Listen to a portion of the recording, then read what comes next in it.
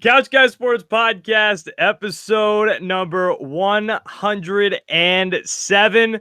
We're back this week. We don't have any guests this week. Your fault. We don't have any other guests. Just me and Jared this week. We're just going to be doing the good old-fashioned Couch Guy Sports Podcast. Just the boys. Just a couple of the boys hanging out. Kicking it old school. So, let's get right into it. Let's go to the weekly dump. We got to do this. So here's the thing. We're recording this show before the Celtics game tonight. And that's on purpose because we're not going to do much talking about the Celtics gameplay as is. I mean, listen, as far as I'm concerned, the Celtics season's over. It's over. It's over. The Celtics season's done, kaput. It's a disappointment. I don't care though the Bucks are the number one seed. We're going to talk about that later in the show. But Celtics season is good as kaput. So we're going to talk more about the Celtics offseason. Obviously, we're going to talk more about what the Celtics should do with one Kyrie Irving if they have an option to do anything. But before we get into that, boy, let's get into the weekly dump. Pew, pew, pew, pew, pew, weekly dump. Pew. Bruins defenseman Charlie McAvoy received a one-game suspension today for his hit on Blue Jackets forward Josh Anderson. McAvoy received a 2-minute minor penalty in-game and avoided being tossed at the time of the hit. I want to clear something up. A lot of people don't seem to know this rule.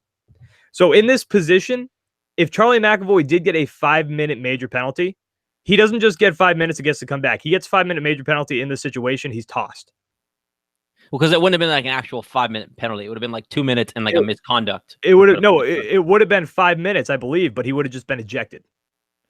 So he would have been out of the game. No, you can't get a 5-minute penalty in that situation. I thought the rule was you would have got a 2-minute penalty and then you would have got clearly stopped. We should know this by now. But no, I think it's a 5-minute penalty and he's ejected. So I think that's the major side of it. A major penalty in that situation ejects Charlie McAvoy, I believe, and then there's just the 2-minute minor penalty. A lot of people suspected that he was going to be getting that 5-minute major penalty, but then, I didn't know the rule at the time, but McAvoy would have been tossed in that situation. So they decided to go 2 minutes instead. Klay Thompson apparently hates phenomenal movies because he walked out of the Avengers Endgame this past week. Apparently the plot just didn't interest him, which is asinine. Because then you're an idiot. I don't want Klay Thompson on the Celtics. If that plot line doesn't interest you. Straight up, if you do not like Avengers Endgame, no. I do not want you in a Celtics uniform.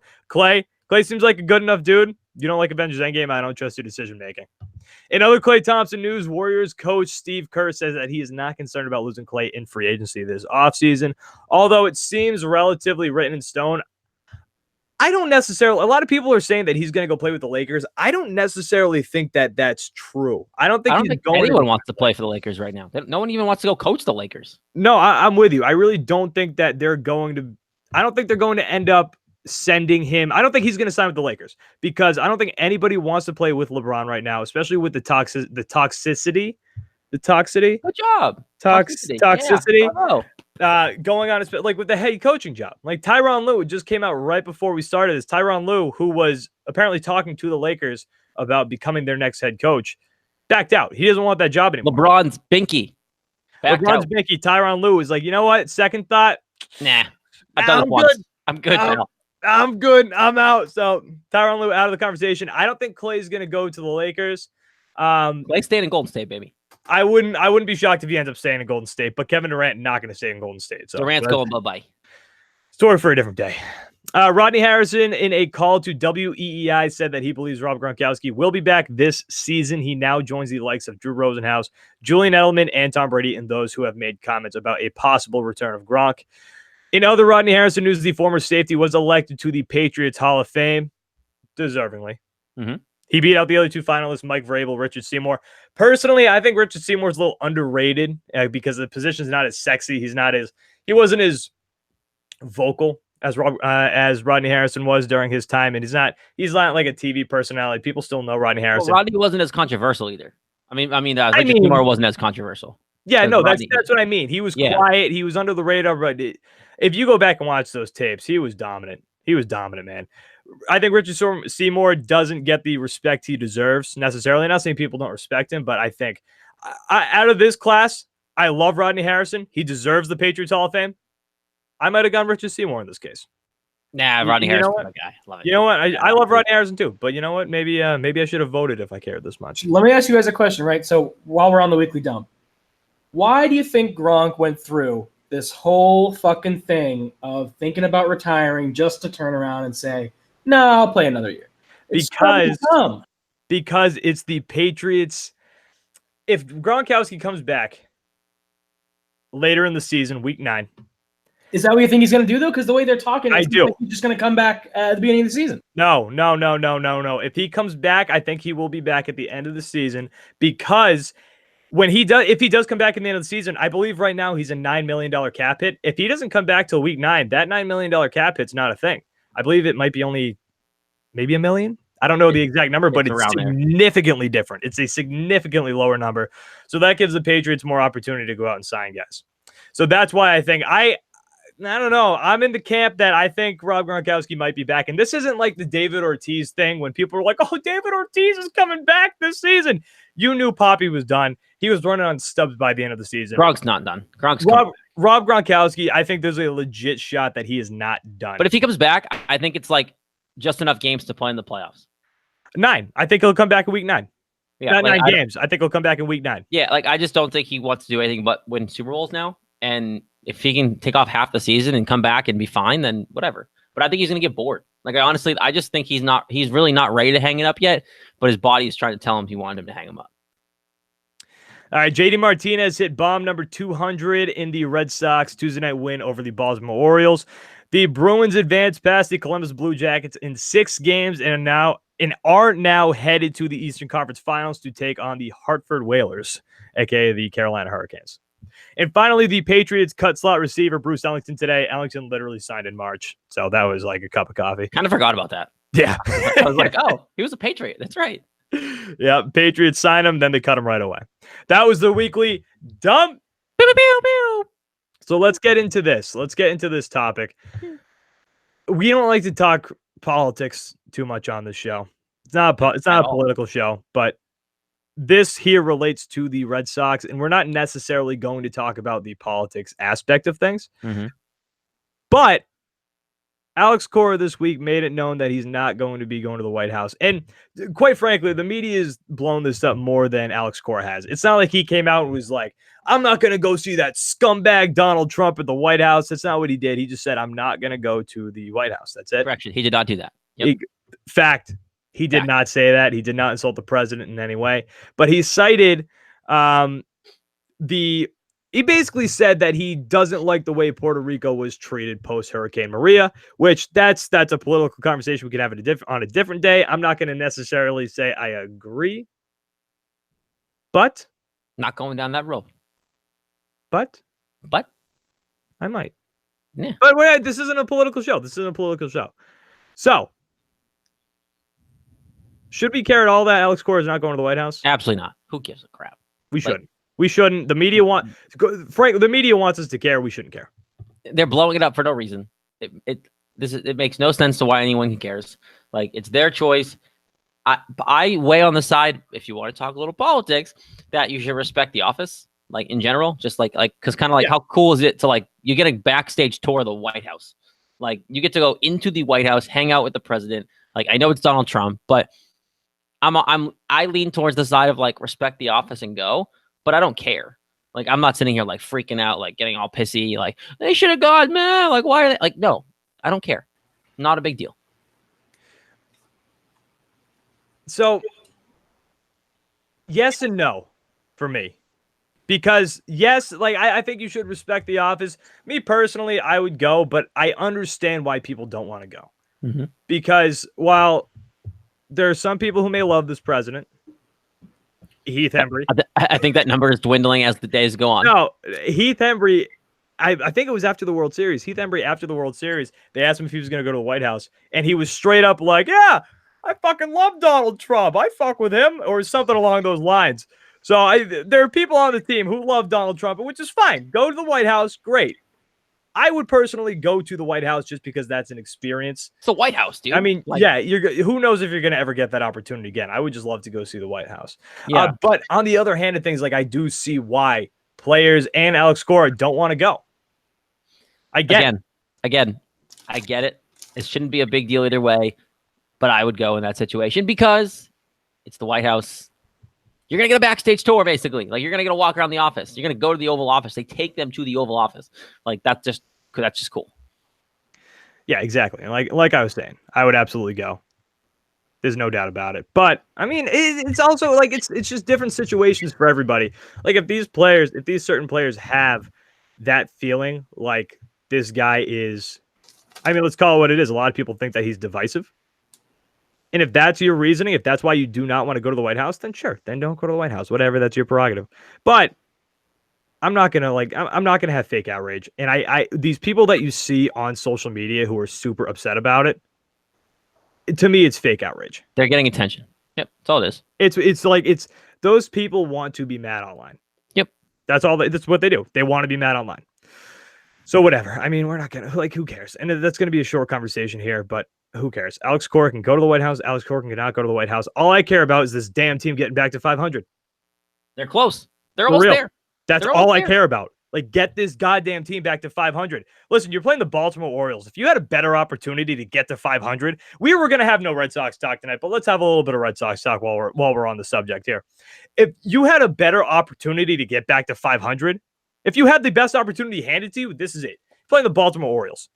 Well, look at the stretch of games you had. There was the White Sox, the Orioles. Like, those two series alone should get you like a crap ton of wins. I'm even mad they lost that game to the White Sox last week. Like, they should have won that game. That was a Ryan Brazier walk-off, which Ryan Brazier recently looked a little shaky. And Ryan Brazier's my guy, but recently he's looked a little shaky. Go get Craig Kimbrell, baby. Do it. I mean, there's not too many options out there anymore at this point. I did read an article today. I believe it was by Chris Mason of the Eagle Tribune, Red Sox beat reporter. Durbin Feltman. I keep on Section 10 podcast. I want to keep calling him Dalton Furbush. Dalton Furbush. It's so hard not to call him Dalton Furbush. He's gotten rocked recently. Yeah, he's not there yet. He's gotten rocked recently down in Portland. Apparently, he's not letting it shake him, but it's something to note. It means he's not ready yet. It means he's not ready, and you can't expect. I think he's only 21. Maybe is he legal yet to go boozing? I think he might be 21. I don't know the exact age, but he's just not ready yet. But I don't think you're going to sign a guy like Craig Kimbrell because it's going to be a multi-year thing. And Durbin Feltman is your future closer. Like, you can't sugarcoat it. That is your future closer. Oh, 100%. Yeah, I mean, we've been sitting here on this show talking about it forever. He's the guy. That's why they drafted him. They saw the writing on the wall for Kimbrell. It would be nice to be here. And look, the longer Kimbrell takes to sign, the more chances you might have to bring him back for the rest of the season to help you chase the postseason. I mean, like Nick, this team's only a game and a half out of the second wild card spot in May. They're going to be okay because they're playing better and they're getting guys back and they're going to figure out the pitching health, not the pitching itself. But right now, I don't trust many guys in the bullpen. I trust 4, and I still have Ryan Brazier in that conversation. I do. I like Ryan Brazier. I think he's got the mindset to be a good relief pitcher because I think he can shake things off. But I trust 4 guys. Like I don't trust Heath Hembree, Tyler Thornburg. Every time he comes out, it's a home run. Every single time. There was a game last week. I did not know who was in. I saw the other team hit a home run. I was like, Tyler Thornburg's in. You know Tyler Thornburg's in. Guess who was in? It was Tyler Thornburg. That's just what he does. The guy, he loves giving up home runs. That's his thing. Hey, how many home runs can I give up in a season?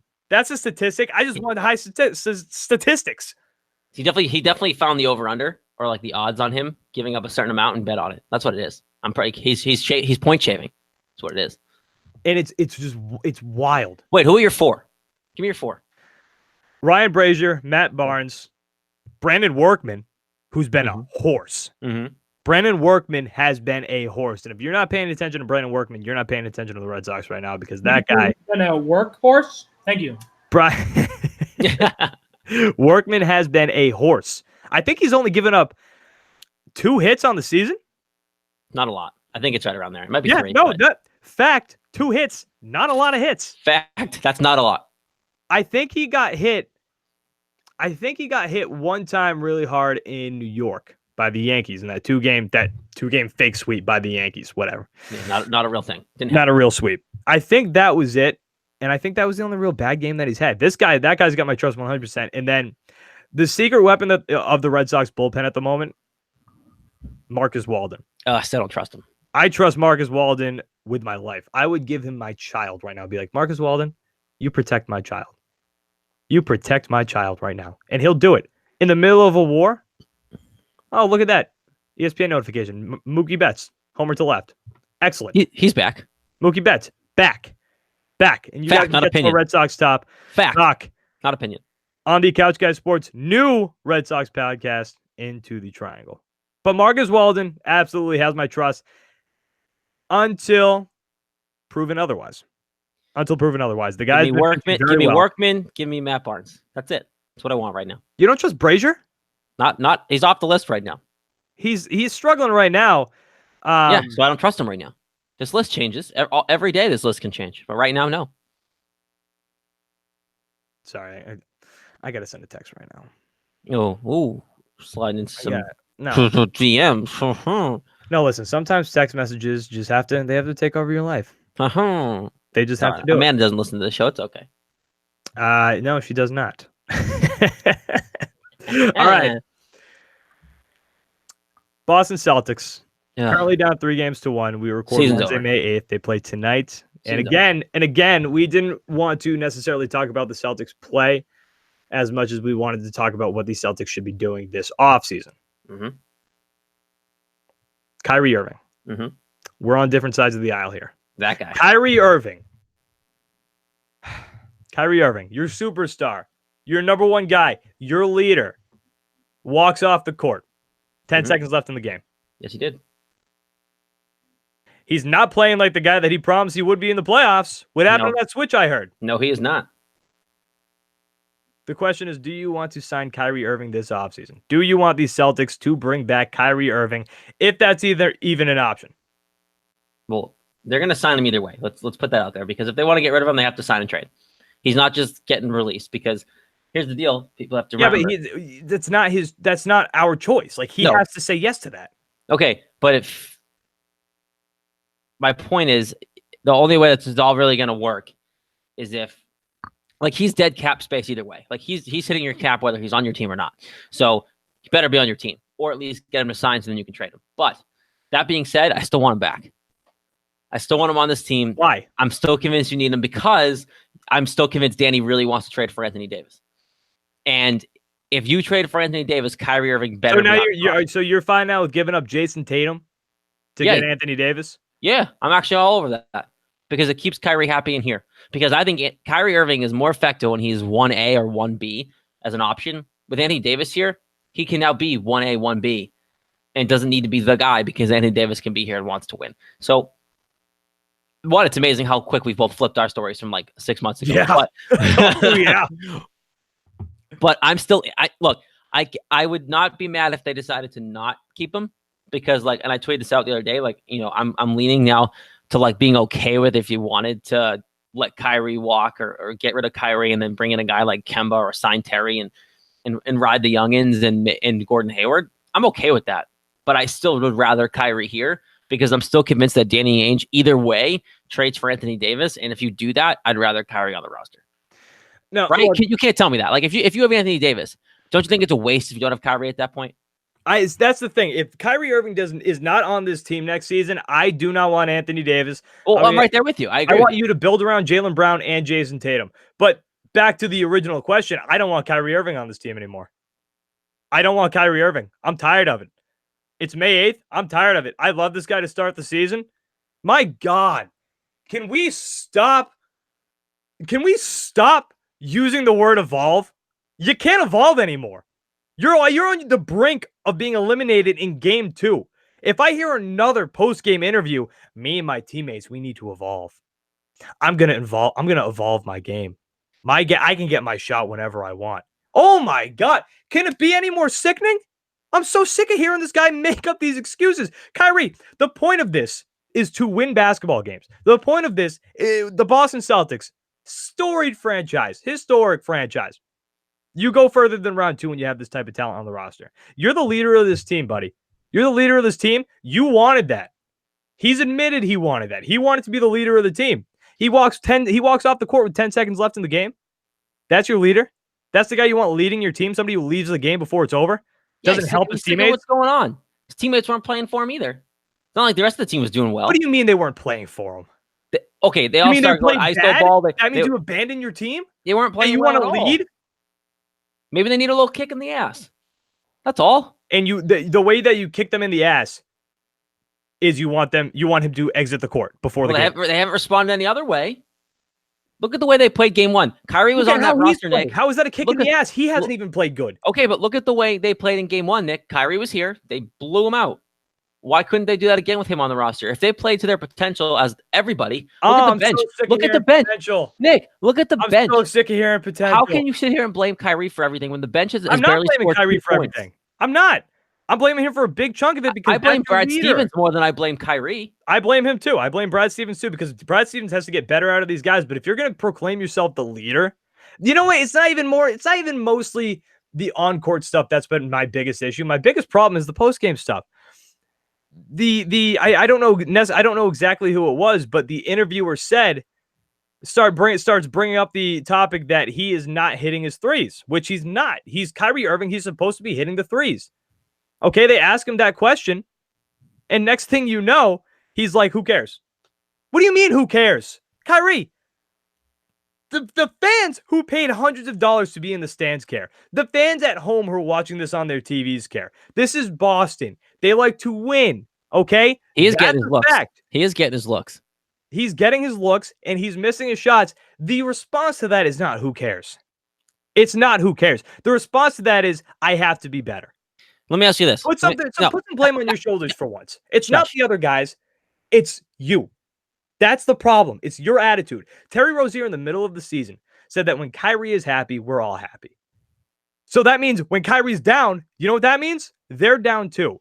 This guy has to put on a positive attitude. Part of being a leader, even if you're not happy, you have to pretend you are. You have to keep the confidence high because if you go down as the leader, everybody else goes down. That's what happens with a leader.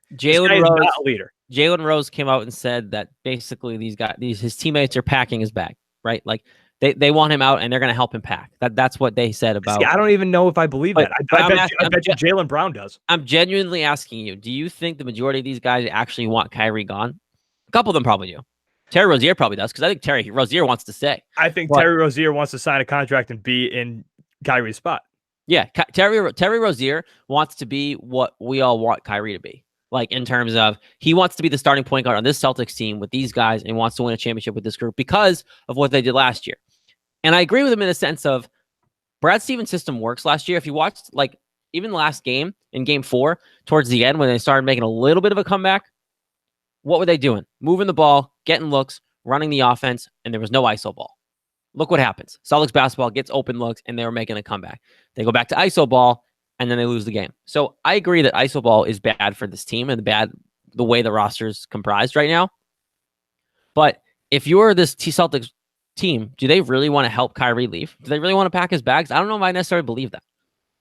I don't know if I do either, but I think these guys are talented enough where they think that they can take the load on themselves. And I think a big part of that is the fact that last season without Kyrie, they went to the Eastern Conference Finals. So I think that they believe that they can do that again without Kyrie. I think they believe that they can make this their team, the young guys team, the Terry Rozier, Jaylen Brown, Jason Tatum team. I think they believe they can do that.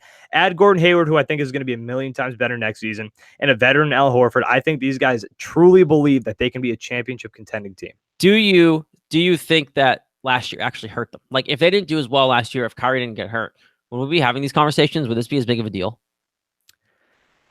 Like it happened, but like would these young kids really believe that they were that good and they didn't need Kyrie Irving if last year didn't happen? I do believe that it hurt them a little bit in the aspect that they think they're better than they are. I think Terry Rozier now believes that he is better than he is.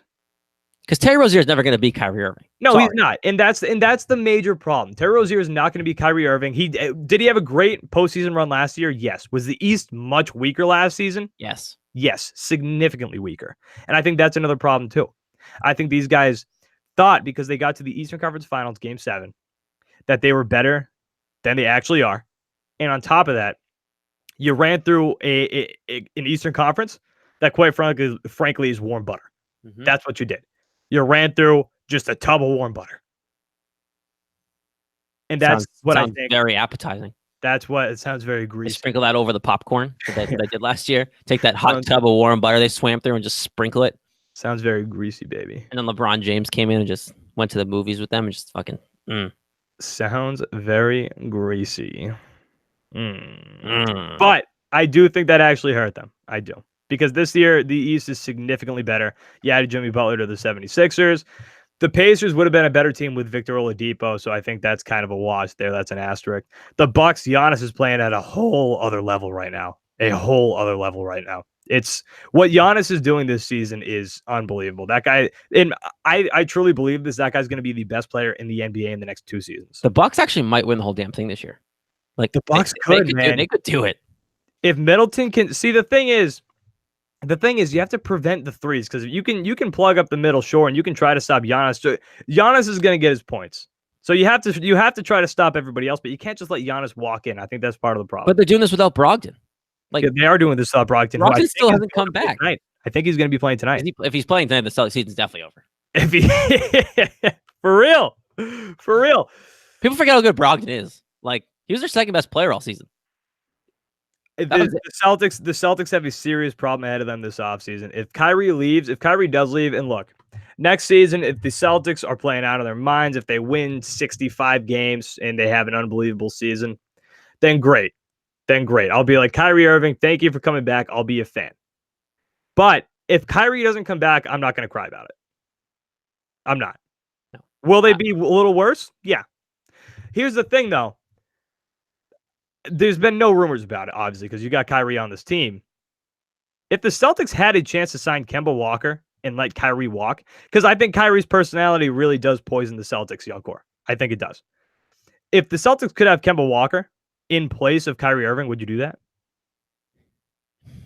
See, this is what I tweeted earlier. Like, I'm leaning toward being okay with that. I wouldn't do Terry Rozier. I wouldn't. I mean, no, you can't do Terry Rozier. That's no. Yeah, but Kemba Walker could work for this team because he can close games. Look what he's done with the Hornets. Like, I know the Hornets haven't had that much success, but like he's been able to be a closer and close out games. And you have to think that next year Gordon Hayward's going to be better, right? Like he's so much better, significantly better. His agent even said 2 years until he's back to normal. And I even said, I mean, that's going to be an agent protecting his client. But like, you look at what Kemba can do. He's also not afraid to play in a system. And if you take Kyrie out, doesn't playing in an actual system, one, benefit Gordon Hayward more, and two, just benefit this whole team. If you put Kemba Walker in there, he's more of a point guard. He's less score first than Kyrie is, and that's the problem with this. Is that because Kyrie is he'll run under Brad Stevens' system. Yeah, but Kyrie is so ball focused and needs the ball in his hands that it hurts Gordon Hayward. It hurts everybody else around him. And that's the reason why if you don't bring in Anthony Davis, I don't want Kyrie here. If you do bring in Anthony Davis, which I think is going to happen either way. Bring in Anthony Davis, you don't want Kyrie? No, I do. That's the only way I want Kyrie. But I'm saying I want Kyrie here in general because I just fear that Danny's going to trade for Anthony Davis regardless because he's been wanting him for so long. And now this is the chance to do it. This is the chance to do it. I pretty much put at 70-30 Kyrie staying because I think Anthony Davis is going to be a Boston Celtic. That's the thing. I can live with that. I can live with Kyrie Irving staying here if Anthony Davis is don't you think the chemistry issues go away if you trade Jalen Brown, you win basketball games? Well, yeah, but that's a whole nother argument. But if you trade Jalen Brown or Jason Tatum in picks and everything for Anthony Davis and you land him, doesn't the chemistry thing go away because now there's not as many mouths to feed, not as many young kids who have egos? You bring in Anthony Davis, Kyrie Irving to play with Gordon Hayward, and that's it. Who do you trade though, Jalen or Jason? Maybe both. I don't care. Well, Jalen's been playing out of his. I think you might even have to trade Jalen Brown. The thing is, and Jalen Brown's really upped his value this postseason. The thing is with Jalen though, I don't know if he gets along well with Kyrie. I think they both have egos, and I think that they clash a little bit. So it might be if you do keep Kyrie and Kyrie does come back here, which again, if Kyrie comes back here and they win, great. That's all I want. I just want this team to win basketball games. Yeah, he can be a nut job all he wants off the court. Yeah, win games. Kyrie can keep on doing what he's doing off the court. He can don't keep care. saying the word evolve. I'm getting sick of that word, but he can keep saying the word evolve over and over and over and over again. But if they're winning basketball games, I don't care. I don't care what he does. Mhm. I just want this team to win. That's it. That's it. I just want this basketball team to win, and that's what it comes down to. End of story. But if I had an option right now, if Kyrie does walk, I don't care. I don't. Well, there If is they a bring in direct Kemba Walker, correlation. There's a direct correlation, right, between the amount of off the court bullshit Kyrie does and his play. He was a great player, and then he filmed Uncle Drew. I don't know if that I don't know if that has anything to do with it. I think it's more that I just don't think his personality meshes well with this team. No, And- and it's because he doesn't want to be a leader. He wants all the credit. He doesn't care about actually being a leader. He just wants to be thought of as a leader. That's all he wants. And don't get me wrong, like, and you brought up Brad Stevens, how this is on Brad Stevens too. It is. It absolutely is. Brad Stevens has to control this locker room. It was a question ahead of the season. Can this guy handle true superstars on the team? Can he handle it? And look where we are now. Answer no. Apparently he can't. Will that get better? This is his first time really doing that, because even with Butler, he didn't have superstars on that team college-wise. He had average, good college basketball players, and they ran the Brad Stevens system, and it worked. Yep. And that's what you have to do in the NBA too. Brad Stevens runs his system, and if Brad Stevens runs his system, you might have a chance to win, but that's the problem with Kyrie. Kyrie wants to play his type of game. He wants to play that ISO basketball style of game. That doesn't work with Brad Stevens. I don't think Brad Stevens and Kyrie mix. I don't think they do, because Kyrie just wants the ball in his hands. That's the problem. And Brad Stevens isn't adjusting to having that. He's forcing his system on Kyrie, and now they're butting heads because of it. He needs to, if this team's gonna work, Kyrie has to put the ego aside, and I don't think that's. I think Kyrie struggles with that, with putting his ego aside, because he did it with LeBron for so long. Because now he wants to be the guy.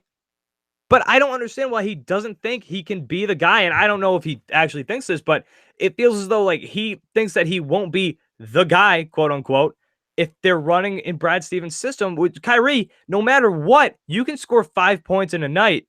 You're still going to be the guy. You're Kyrie Irving. You're a superstar in the NBA. You're getting the ball at the end of the game, regardless of what you do throughout the entire thing. They're going to drop a play for you to get a shot at the end of the game. That's just the way the team works. When ESPN runs their ads, you're going to be front center. You're going to be the advertisement. You are going to be on every show poster and game poster that the NBA runs for anything. It's because this is your team. Now, there was another story that I don't know if it was a recent story or I think it was an old story that came out about Kyrie. I saw a clip of this on Twitter. It was essentially the same thing in Cleveland, where he said that he's going to get his shots and he's going to be he doesn't need to. Essentially, it was, I don't got to listen to the coach. Because I think the coach was trying to teach him something or tell him something with the game plan. And Kyrie was like, no matter what, I'm going to get my shot. So that's what Kyrie does. He wants his shot. He's going to get his shot. And he will get his shot. But he's going to get his shot in his way. And if this Celtics team is going to win with Gordon Hayward, with Al Horford, they're two great players. But that's it. They're not superstars. They're great players. They need to run the system. They need to run the Brad Stevens system. They're not going to work in Kyrie Irving's system. Kyrie has to figure that out or get out. Anthony Davis is a superstar. Anthony Davis is a superstar, and that's the thing. If Anthony Davis comes to this team, that's a different story, because now you have two superstars, and the NBA is a superstar-driven league. You're going to have Anthony Davis, Al Horford. I don't know how the money situation is going to work, but I feel like you might have to get rid of potentially Al Horford in the situation. But regardless, you're going to have Anthony Davis and Kyrie, and it's a superstar-driven league. That wins games, but with Kyrie, you're not going to win You're not going to win the NBA championship with just Kyrie Irving. You're not. You're just not. Nope. All right. Hopefully, we have more Kyrie Irving talk next week, because I love it. I love his quotes. This isn't going anywhere. This is never going to be off the table until he signs somewhere. And it's going to be a hot topic every single week. All right, let's talk about this quick, and we'll wrap up the show. Bruins advance past the Blue Jackets. Tuukka Rask with a shutout in Game 6. This was perfect. This could not have ended any more perfect for the Bruins. So the Bruins beat Columbus. They did run into some issues, though. Charlie McAvoy suspended, as I said in the weekly dump, 1 game. Charlie McAvoy suspended for the hit on, I believe it was It was Josh Anderson. So McAvoy suspended for that hit on Josh Anderson. I mean, he deserved the suspension, right? I wasn't shocked about it. He drilled the guy in the head. I wasn't surprised. I also believe him when he is. What else is he going to say? But I also believe him when he said it wasn't super intentional. I do too. I think he was going for the chest and he missed. But regardless, but you missed. He hit him in the head. You hit him in the head, and it wasn't even like a small hit in the head. He clocked him. Yeah. So like, I think it was good on them to only do one game, like because I think they took his account. Like some guys in history in the league, like if that was Brad Marchand, it might have been 2 games. Oh, exactly. And that's what they reference because the NHL, and it's great that they do this, but the NHL does this thing when they have a hearing or if they decide to suspend somebody or whatever the ruling is, they send out a video and they explain how they came to that ruling. And that's what they did with Charlie McAvoy, and they specifically mentioned that he's never been suspended before. Oh, they're an open book about it. Yeah. Never had a problem with the league. I mean, the NFL could fucking learn something from that. Didn't see the tape. It's okay. He didn't beat her. It's fine. Oh, we didn't know what happened. Oh, we had no idea. Yeah, we're looking into Tyreek Hill. Yeah, we care about her as his son, but there's no video, so he can play fantasy football. Woo! Oh, TMZ. How'd you guys get the video? We tried so hard. There was no video. Whoa, Ray Rice didn't do it. There was no video. Oh, wait. Yes, he did. It's pathetic. But so fuck Roger Goodell. So they specifically cited that Charlie McAvoy's never actually had a problem before with the league. But now we're here. Good thing. I heard this on Felger and Maz today, so I'm not going to say that this is my take. I believe it was Felger who actually said this. And regardless, if you hate or if you love Felger, Mike Felger is one of the best hockey conversationalists in this town in Boston. So this was almost beneficial for the Bruins that they it's great that they won this game. That's what I'm trying to say. Because if they lost this game, game 6, McAvoy gets suspended, that means they lose him for game 7. Yeah, that means McAvoy's tossed for game 7. Game 1's okay. That's game fine. 1 against Carolina. Look, fine. I'm not downplaying the Carolina series, and we're going to talk about that in a second. You should beat the piss out of Carolina.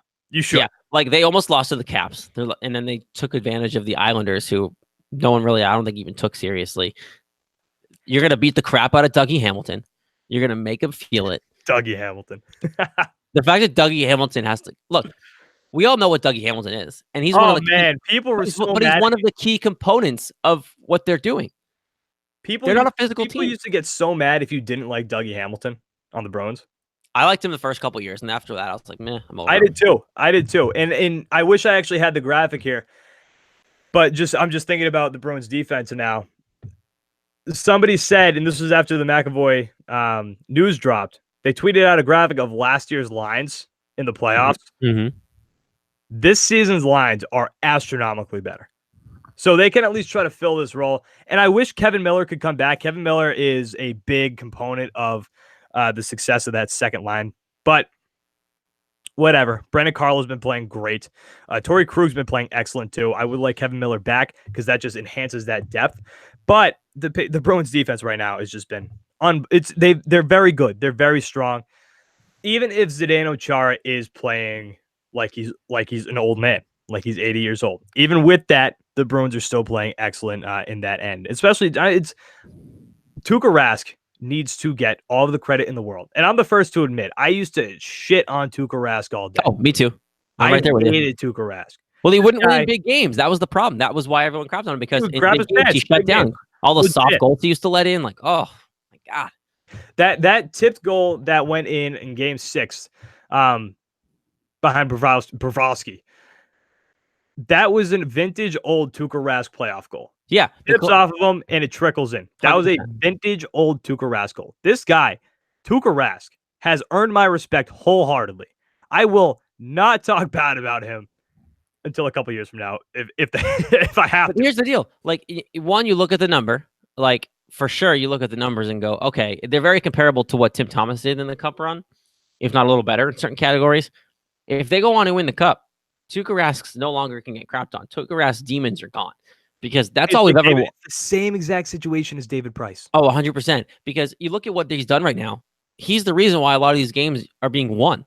Like, I give game 7 to him. All credit in the world against the Maple Leafs. He won that game. He won you this Blue Jacket series and kept it from going 7. There were so many close calls. Obviously, Blue Jackets hit the post like 7,000 times in some of these games. But you look at the way Tuukka's been playing, he gets the majority of the credit in my eyes. Oh, he is. He's if you had to pick an MVP of the first 2 rounds of this season, I mean of the postseason, it's going to Tuukka Rask. Mhm. Something huge for the Bruins is that they only went 6 games, and I know that's not great that they still went 6 games because they could have used the rest, but playing 13 games rather than having to go play another game 7, that's huge. That at least gives your guys the rest. So when did they play? They played Monday. They did play Monday night. Yep. They had Tuesday, Wednesday. They play Thursday night. So they play tomorrow night. Again, we record Wednesday, May 8th. They play Thursday night. That's 3 days rest for a lot of guys who probably need that rest. David Backes, David Backes, an unsung hero of round 2. He better stay until he does something wrong, because he's the physical presence that they've been missing and the veteran leadership that hasn't been afraid to go to the net. So it's a little different, I think, with Carolina. I think David Backes was perfect for Columbus because they were big-bodied guys who hit, and they were fast. Columbus was fast, and they were big. The Bruins were getting pushed around. The Bruins, it's no secret, they were getting pushed around in the first, I'd say, 3 games of that series. Mm-hmm. Even though they won, even though they took a game in those first 3 games, they were getting pushed around. You put David Backes, insert him back into that. I think he got thrown on the second line, if I'm correct. You put David Backes back in on that second line. We're at the point in David Backes' career where he's not scoring a lot of goals. He's out there specifically to hit you, and that's what he did. He played physical with them, and he shook them up a little bit. That's why you need David Backes. I don't know if you need David Backes for this. I think you do, because he's been the big body that went down to the net. But Carolina's fast. Yeah, Carolina's fast, and he's slow. And you can afford a little bit of slowness when you can just disrupt Carolina's speed, because none of those guys want to play physical. I mean, I know it's a different story, but that's how the Bruins lost the Chicago Blackhawks Stanley Cup final, because they were fast, because the Bruins still were playing that brand of hockey where they would hit you and try to slow you down and just try to beat you up, and Chicago was faster than them. That's how they lost that series. Well, that's because the Bruins had less forwards who were willing to play 2 ways. Look, that was Tyler Seguin's fault. Well, okay, yeah, but they were also just the speed of Chicago just murdered them in that series. I think the Bruins, if they keep David Backes in the line in the second line, I'm not going to be upset about it necessarily, but I think that they could advance and go forward by changing things up a little bit. Because again, he's old, he's slow. I don't know if he's going to keep up with the Hartford Whalers. Oh God, I wish they were still the Hartford Whalers. Could you imagine if they broke out the Whalers jerseys during the playoffs? Oh my God, they should. I mean, they did it during the regular season. Why not? No, I know. They really should just do it during the playoffs. Maybe one game, change the ice completely, just do it all. Just go hardcore Whalers on our ass. That'd be great. I think the Bruins aren't going to have any problems. It might go 5, 6, or 7 just because it's hockey, and when did these ever have, except for a couple series, a hockey series go 5 or 6. The Blue Jacket series went 6, and I was never concerned. Ever. In a million years was I concerned about the Blue Jackets. I was concerned after game 3. Because I was watching the Bruins get beat up. The Bruins are going to win the Stanley Cup. I'm wholly convinced of that, because there's nobody left in the playoffs that I think can beat them. They should win the Stanley Cup. They absolutely should. Because if all else fails, they have home ice throughout the rest of the way. And a line that needs to get more credit, and I know they're getting a lot of credit, but I want to give them credit right now. Line 3. Charlie Coyle and Johansson together have been unbelievable. They've been great. And Charlie Coyle has calmed down a little bit since the first series. But I think you notice little things he's doing that aren't showing up on the score sheet, right? He's getting pucks in deep. He's causing good things to happen on the ice, and him and Johansson together are a great pair. Those guys skate well together. I've brought this up too when we were talking about the Toronto series. Something that's different about this Bruins team, because we've seen the Bruins go to the postseason in the past a couple years now in a row. But the problem with those teams is they were good, but they didn't have the depth. They, of course, had that first line still of Marchand and Bergeron and Chara. Mm-hmm. And then Torrey Krug was on the first line. You were never going to win a Stanley Cup with Torrey Krug on your first line. Torrey Krug's a great second line guy. No. You're not going to win a Stanley Cup with Torrey Krug on your first line. Ideally, he's on your third D pairing. I like Krug on the second. I do. I like Krug a lot. And you know what? Honestly, when the Bruins were getting out physical against Columbus early on in the series, the only one who was hitting back was Torrey Krug. Torrey Krug was gritty in that series. But my point is, this season, compared to seasons in the past, they have a lot more depth. You look down at the Bruins' first 3 lines. The first line, one of the best in hockey. Pasternak's back. Pasternak looks a little back. He's getting the confidence back. Line number 2, playoff David Krejci, unbelievable. whoever you decide to put next to him, like Coleman, David Backus, whatever the case may be there on Jake DeBrusk on the left side or the right side, whatever. Don't care. It's And playoff then- David Krejci. Playoff David Krejci's an animal. And then line 3 between Johansson, between Heinen. Heinen on line 3, I think, is big. And then Charlie Coyle. That's 3 lines that I think can score, and that's what the Bruins lacked the past couple of years. And then line number 4, whether or not you want to throw like Nordstrom in there, like they're just there to in Clifton, they're just there to knock people around, which is great. And you know what? Even the 4th line can score too. The 4th line can go. Well, they did score. They have scored. Like they've put the puck in the net. Look, this team is going to go as far as the first line takes them. I'm convinced of that. Like we've sat here, and this was all over Boston when they weren't doing well, and games that we feared them losing big time. It was because we couldn't figure out what was wrong with Pasternak in the first line. They were moving Pasternak around to get him to figure this out. Whatever the first line does is why this team wins or loses. Like that's it. Like this team goes with. I don't even know if I believe that though. I do 100%. Because they weren't doing anything in those first couple of games, and Matt in that third line was stepping up big, and they were scoring goals. Yeah, and didn't you say in those first couple of games you were scared about the Blue Jackets, and all of a sudden the Blue Jackets because they were out physicaling them, but the Bruins turned that on when they put David Backus back in. I think that first line is just way too important. It's the best. It was the best first line in hockey, if not at least one of the best first lines in hockey all year. Without that line, you don't win a Stanley Cup. At this point, you might be right because you do need all 4 lines to actually play. You need all 4 lines to be effective if you do want to win. But that goes back to my point about the depth. The Bruins' depth this season has been great. The last time they went to the Eastern Conference Final was 2013. Guess what? They went to the Stanley Cup Final. And guess what? They probably should have beat the Blackhawks, but they didn't play well. No, dude, the Blackhawks were too good that year. I don't know. I blame Tyler Seguin. Look, Tuukka looked like playoff Tuukka in that series. Yeah, 100%. That's also true. Look, this team's going to go to the Stanley Cup Final, and then whatever happens from there happens. But this team's going to have a shot to win the Stanley Cup, and I'm going to be pissed off if they do, only because the Celtics will be the reason why the Boston Slam doesn't happen. Yeah, I know a lot of people have sent me this meme now. It's and I'm sure people have seen the picture on Twitter with the dog who looks sad, and then 3 people are flipping off. Red Sox, Patriots, Bruins flipping them off. Celtics of the dog. This goddamn team. And you know what's frustrating about this? And I've talked about this and end it with the Boston Slam that's going to be no more because the Celtics stink. What's irritating is it's not even like the Celtics are a bad team. It's not even like the Celtics are still one of these rebuilding teams. Like it was a Celtics team that you thought legitimately had a chance at winning the finals. Yep, and now they're getting bounced in the second round. And they're ruining it. They're ruining it. It was the one time Boston had a chance to be even more kings than we already were. Mm-hmm. But you blew it, Celtics. You blew it. Whatever, dude. I'll take 3. I'll take 3 final. If the Bruins win, my God, we'll have 3 parades in less than a year. That'll be electric. Bruins parades are going to be electric. Bruins parades are nuts. If they do it, I'm knocking on wood right now. I'm not going to say that. But Bruins parades are nuts. Because Bruins fans are a whole different kind of species in this town. They are, and they're electric. They're gritty. It's a niche sport. All right, that it? Do you think they win the Stanley Cup? Yes, they should. They at least get there, right? They at least beat the Carolina Hurricanes. They at least get to the final. They should walk through Carolina easy. And I hate saying that because I hate downplaying a playoff opponent.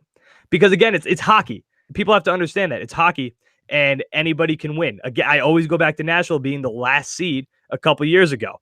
Mm-hmm. They went to the final. I don't like downplaying an opponent. I just don't think Carolina can play with the Bruins because I think the Bruins are too talented of a team. And the Bruins aren't like a talented Celtics team who underplays. The Bruins play together. This Bruins team loves each other. This Bruins team wants to win the cup. They're playing for each other. This team should win the cup. This is the perfect storm to get this core that we've watched forever of Brad Marchand, Patrice Bergeron, Zdeno Chara. This is the perfect time to get these guys a cup one more time. Celtics already down by 7. Fuck. There we go. Oh my God. I'm going to put the Red Sox game on. I can't do this. It's baseball season. All right, guys. That's it. Couch Guys Sports Podcast, episode number 107 in the books. Guys, go to the store, buy some merch, Couch Guys Sports merch. We got some Tom Brady merch that isn't Tom Brady merch because that's illegal. But there's a man wearing number 12 in a jersey that might happen to look like a New England Patriots jersey. I don't know who that is, though. It's just a generic human being. It says everybody thinks we suck on it. Guys, we have a ton. We have plenty of different style Celtics shirts. Celtics shirts that I do not like anymore, but hey, they look good. They look good. The not Tom Brady shirt, we've got plenty in the store, guys. Go buy it. Go like us and follow us on everything: Instagram, Facebook, Twitter at Couch Guys Sports, and then the podcast at. And I'm gonna get this right this time because apparently I've been saying it wrong for these 25 episodes since we've had this since we've changed this podcast at Couch Guy Podcast. That's it. Couch Guy Sports Podcast, episode number 107 in the books. Guys, we'll talk to you next week. Thanks for listening.